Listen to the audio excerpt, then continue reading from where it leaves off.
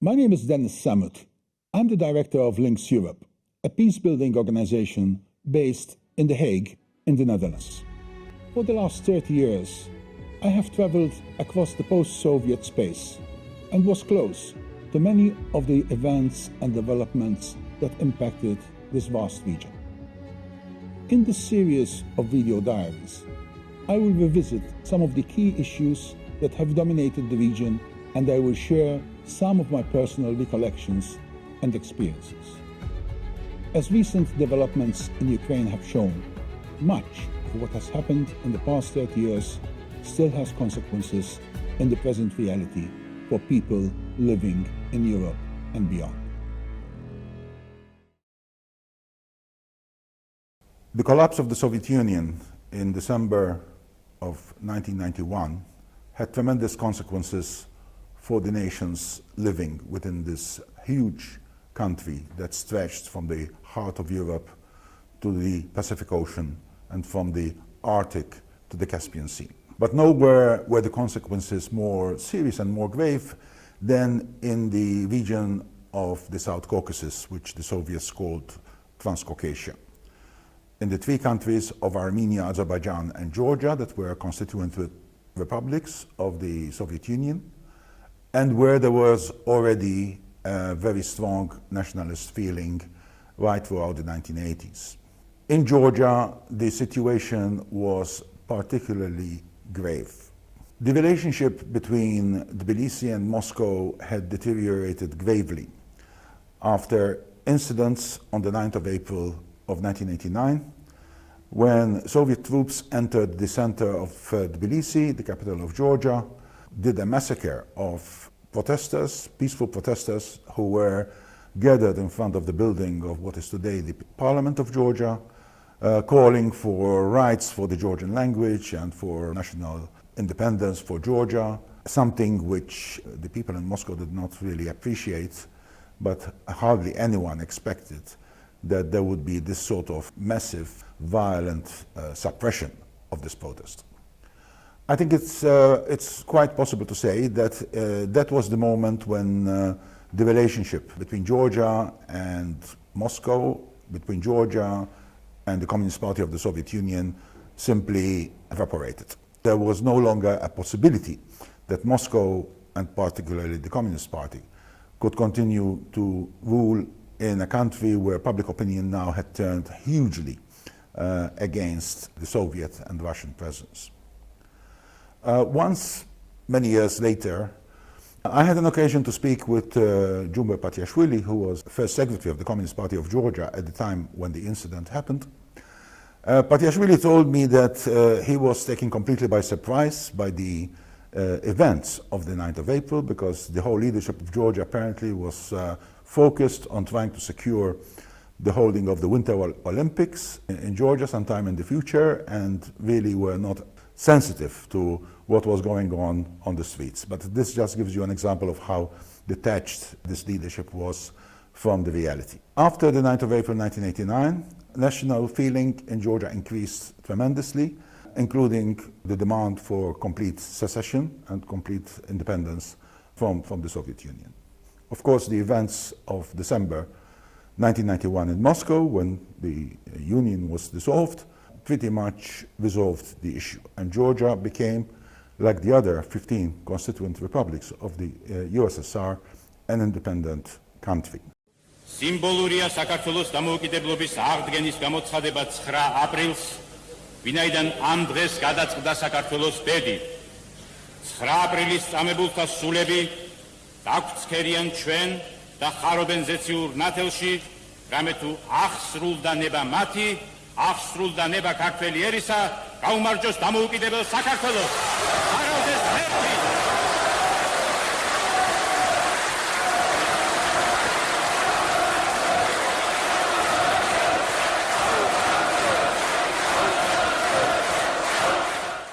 It is important to reflect, even briefly, about the very specific relationship that Georgia had within the Soviet Union and with the Communist Party of the Soviet Union. Georgians played a very important role in the Communist Party, particularly before World War II.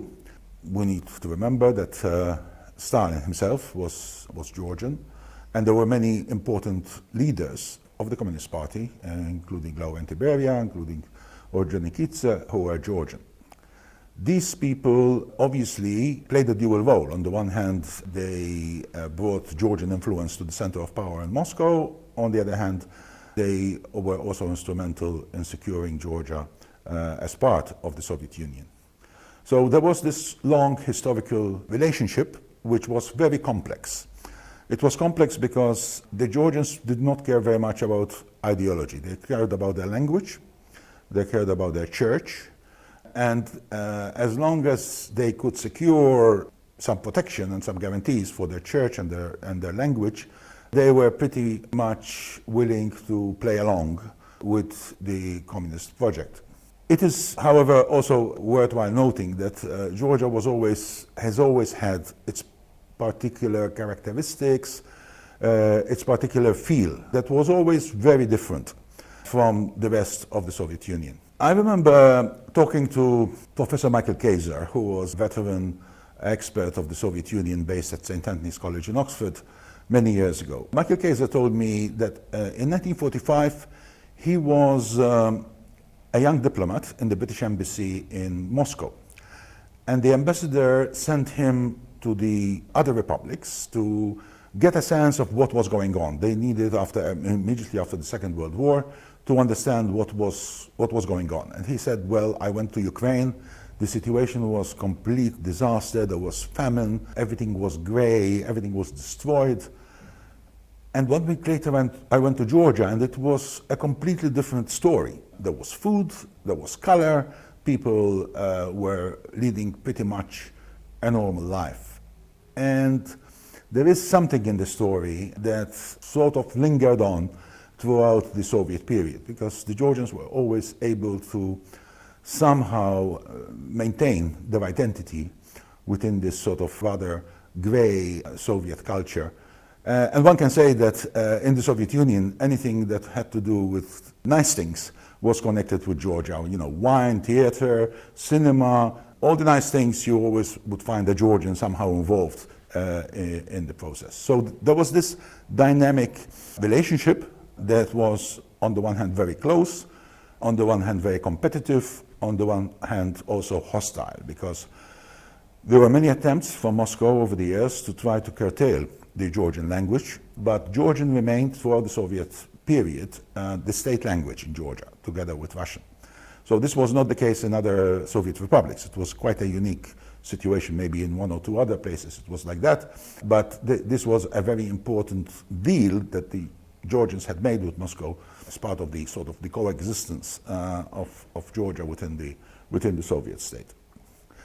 But when eventually the Soviet Union dissolved in December 1991, Georgia, like every other constituent republics, was simply not prepared. People were calling for independence, but they were in no position to actually manage it. And instead of a smooth transition from being a Soviet constituent republic to being an independent state, Georgia went through a period of turmoil that included a complete economic collapse. It included a short civil war played out on the main street of Tbilisi and in other parts of the country. It included the process of secession for two of the regions of Georgia, Abkhazia and South Ossetia, who these regions had titular nationalities that were supposed to exercise their identity within the Soviet system through these autonomies in Abkhazia and South Ossetia. And the leadership of these nationalities were sparked by the nationalism that gripped Georgia, and in a reaction, sort of Abkhaz nationalism and Ossetian nationalism also emerged, and secessionist wars started in both these places. I arrived in Tbilisi for the first time in March of 1992. The country was in complete chaos. I remember arriving at Tbilisi airport on a flight that came from Moscow via Sochi, and when I went out of the plane, I just looked down from the stairs and realized that no one was controlling the airport, and that everyone who had come to Tbilisi that day airport to meet their friend or their cousin or whatever, they just walked up to the stairs of the plane. And of course, this being Georgia, everybody was smoking. So my first reaction after the first 5 seconds in Georgia was to go back on the plane and go back to Moscow. But then I sort of said, well, let's see what happens here.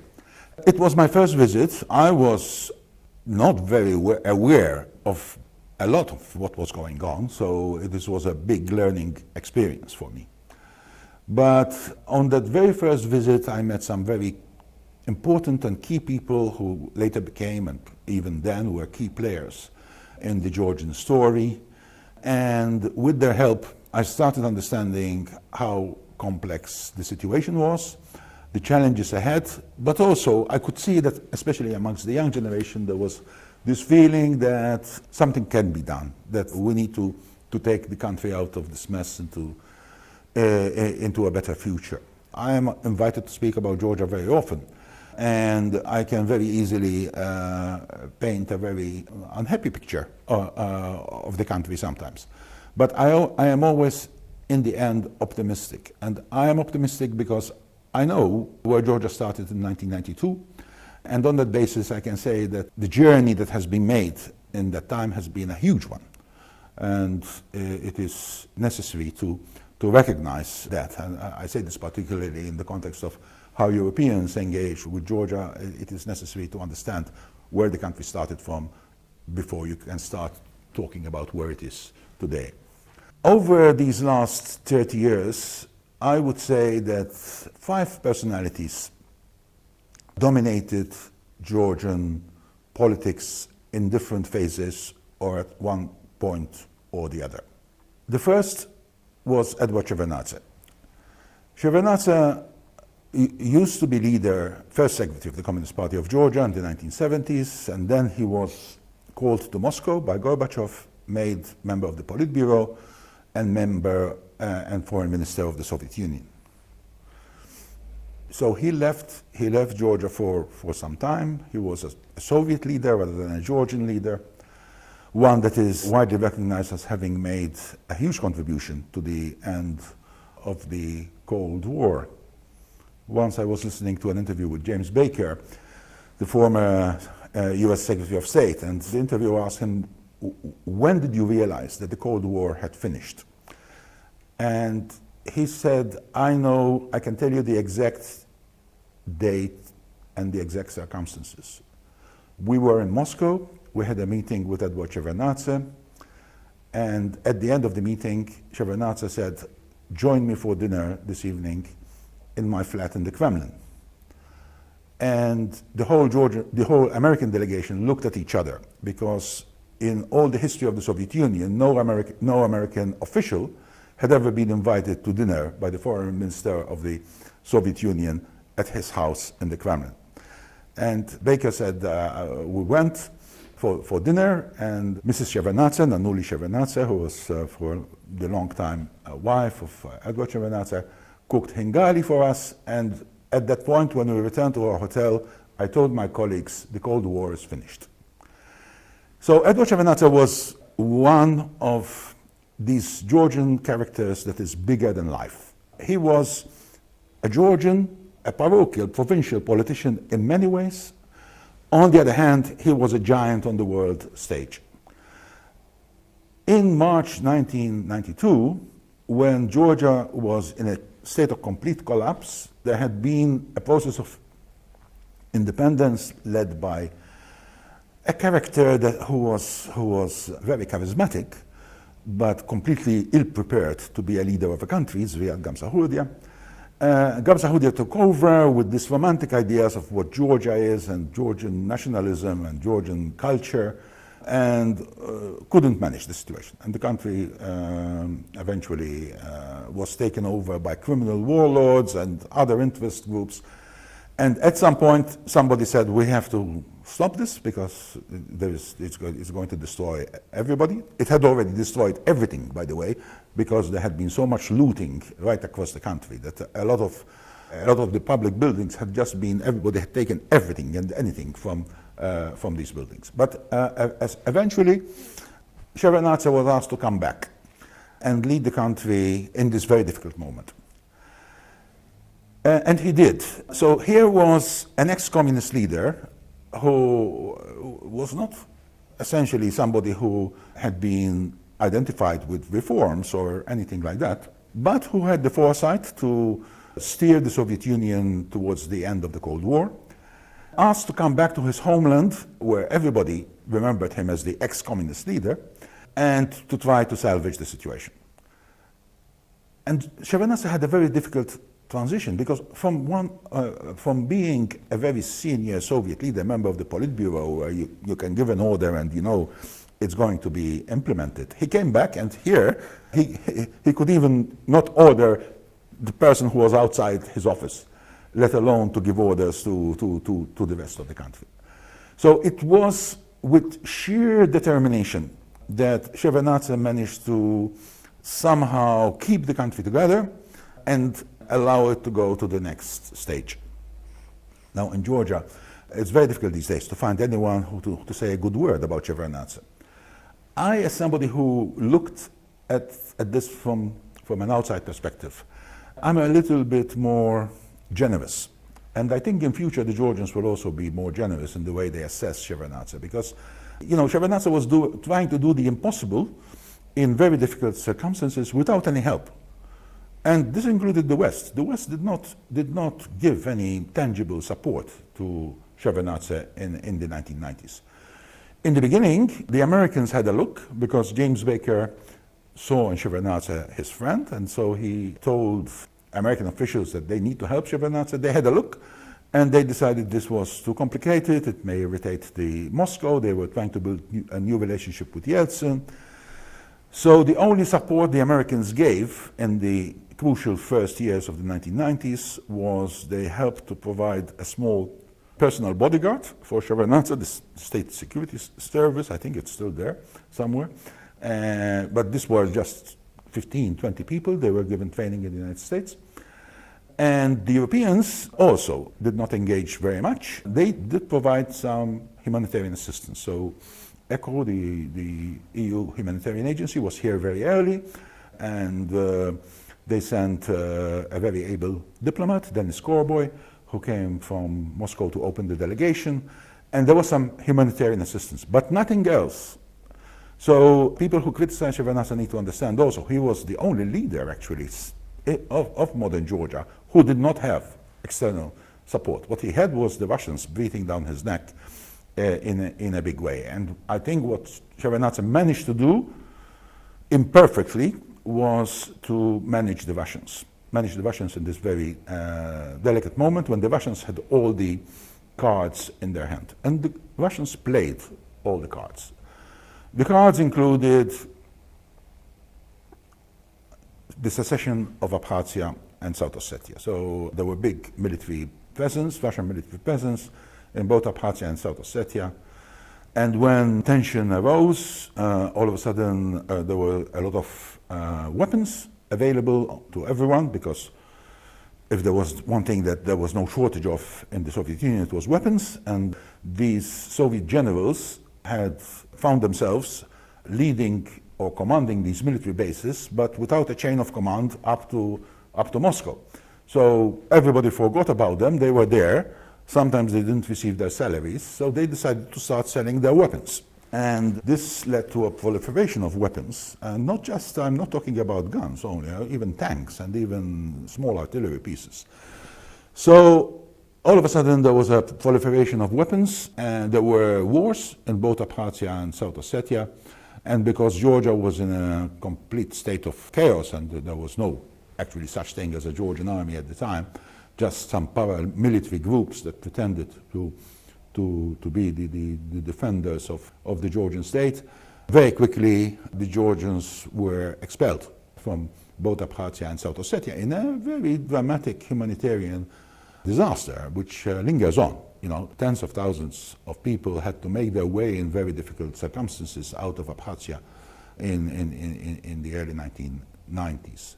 And then the Russians established some kind of what they called peacekeeping force, which was essentially providing a certain protection to these people who had seceded. In terms of Shevardnadze, it is possible to say that he had a very challenging task, which he tried to very much satisfy within the very limited capacities that he had and that the country had. I would say that at this time, the other person in Georgia who was crucial to maintain the existence of the Georgian state was the Patriarch Ilya II. I met Patriarch Ilya II on my first visit in March of 1992. He looked very different than he looks today, not because he was younger, but he was, I remember meeting him in his office. He was in a short-sleeved shirt and speaking some English, but we had one of our friends also translating, and it was a very informal chat. When I met the Patriarch 2 or 3 years later, he was sitting on his throne, dressed in clerical robes, and it was more the Patriarch that we see today. But Ilya II has played a huge role in the history of Georgia, because when everything seemed to be simply collapsing, he became a rallying point.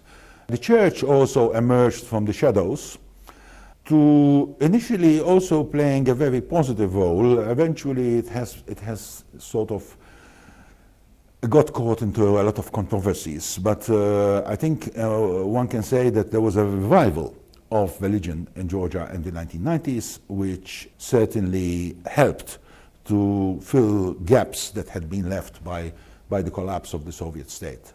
So between them, Shevardnadze and the Patriarch Ilya II did, in my view, the impossible. They managed to secure Georgian statehood in this very difficult situation and enabled others then to come in and to build on that legacy. Shevardnadze understood that he was from the past, and he tried to bridge the gap with the future by working with one young Georgian politician who had just emerged at the end of the 1990s, and this was Zurab Zhurania. Zhurania was the leader of the Green Party, a very small party that emerged at the end of the Soviet period, but became very influential in the first 1 or 2 years of Georgian statehood, simply because it attracted a very different kind of member. It attracted a lot of professional people, scientific people, who were not really tainted with all the problems of the past, and so they could, and they had, a vision that was very different. So Shevardnadze decided to work with Zurab Zhurania, and they established the political party that was to dominate Georgian politics until 2003, and this was the Citizens Union of Georgia. But the Citizens Union of Georgia was a very odd organization. The Georgians had a description for it, which I love. They used to tell me this CUG is like a watermelon. It's green on the outside because it's led by people from the Green Party. It's red on the inside because it is full of communists. And it has a lot of black spots because there are a lot of corrupt people in it. And I think the explanation of the Citizens Union of Georgia is still in many ways relevant. I met Zhurania right on my first visit and had a lot of very interesting conversations with him over the years, because he clearly was a different type of Georgian politician that we have seen before or frankly speaking, we have seen since. He was much more intellectual, he was much more visionary, he understood not only what the problem was today, but what it could be tomorrow and how to get there.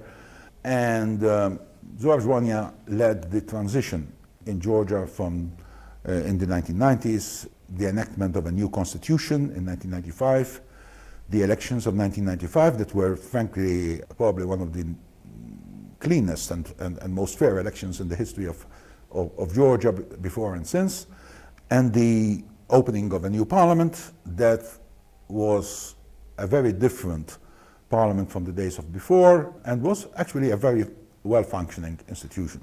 Zhwania was never able to become a mass popular leader. He lacked certain skills, perhaps in communication, and that meant that his political role had to be somehow contained within a bigger project. So first it was Shevardnadze's CUG, and then by the time of the 2003 election, it was through some kind of arrangement with the national movement, at this point led by the other person, the other larger-than-life figure in Georgian politics, Mikhail Saakashvili.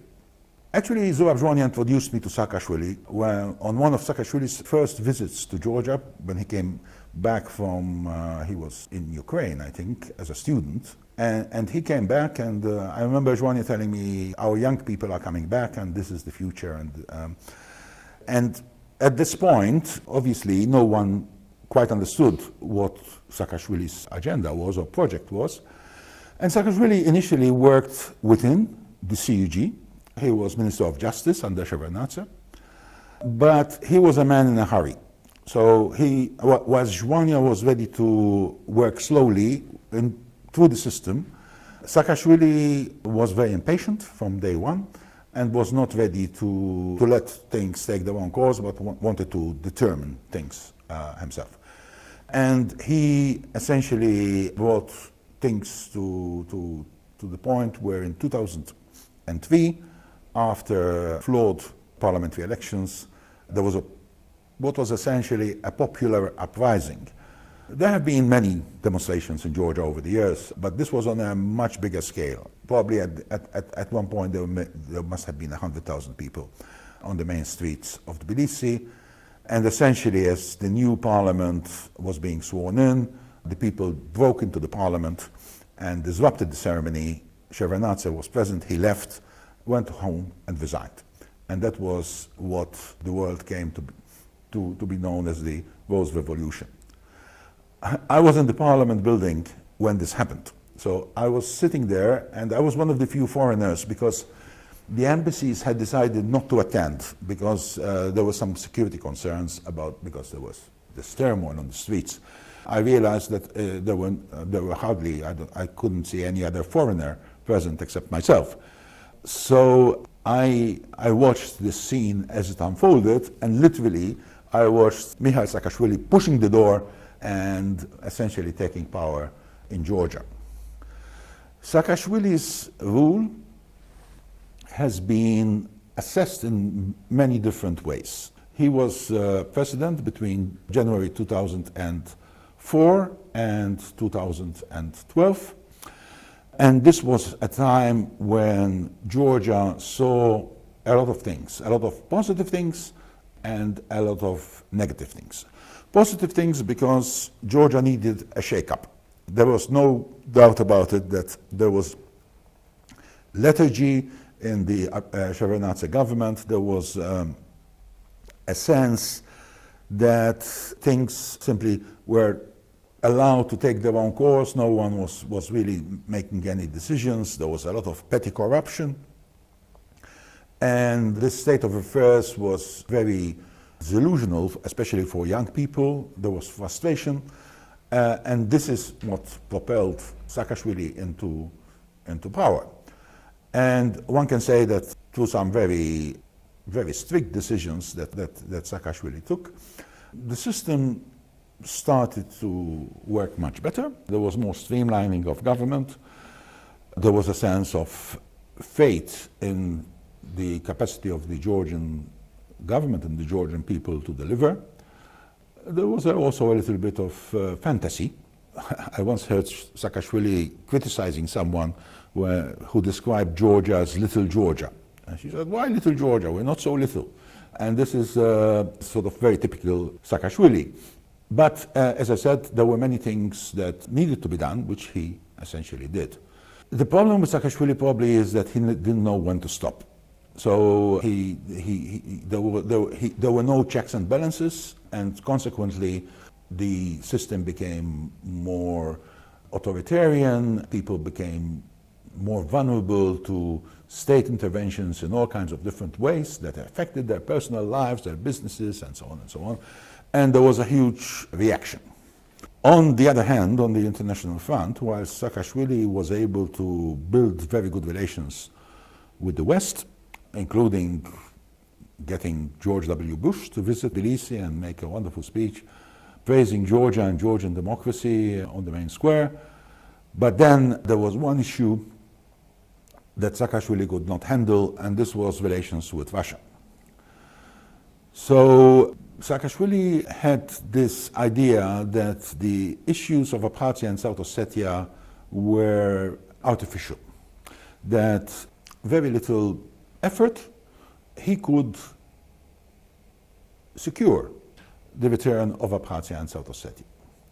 Unfortunately, things were not so simple, and when Georgia tried to somehow put pressure on South Ossetia, there was a reaction, and then there was a counter-reaction, and this spiraled into the Georgia-Russia war of 2008 that has left until today a scar on the Georgian nation and the Georgian people.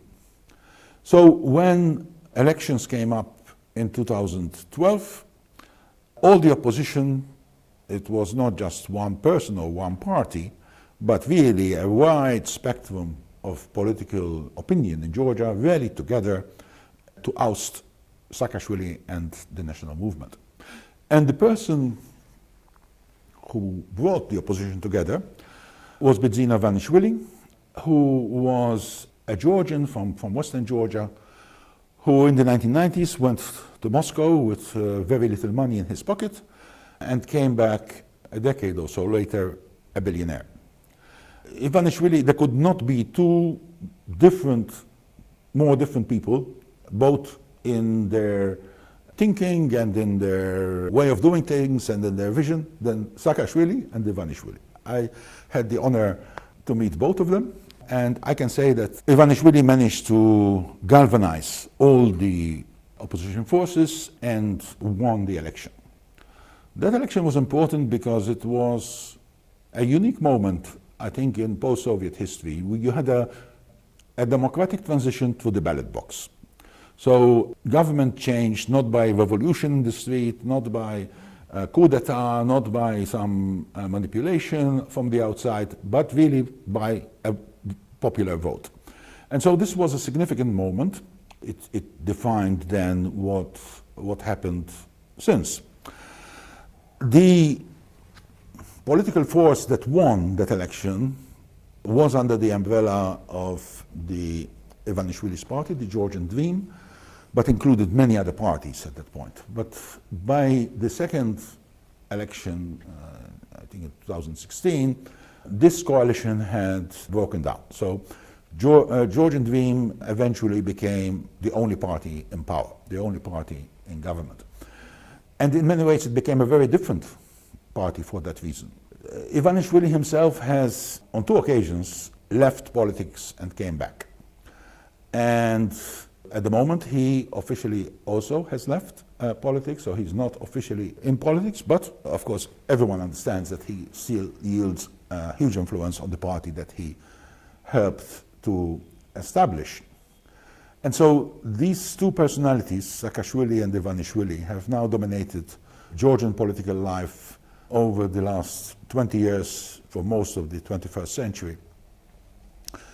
Some say that their rivalry is very unhealthy for Georgia because it has created a terrible polarization, and that politics is not in a good place.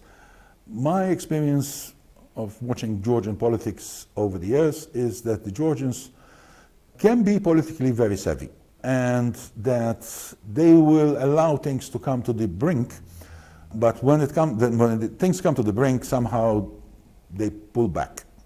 This has been the story of Georgian politics since 1992. And I think the present situation is also similar. There is a lot of polarization in Georgian politics, which is harmful generally for the country. It doesn't allow for proper political conversation and discussion. But people who say that this is going to somehow turn into a civil war, I think this is a bit of an exaggeration. I think Georgia has moved on from that kind of situation. It is a political crisis of a sort that the country is going through at the moment, but it is not the sort of political crisis that would lead to a return to the dark days of the early 1990s.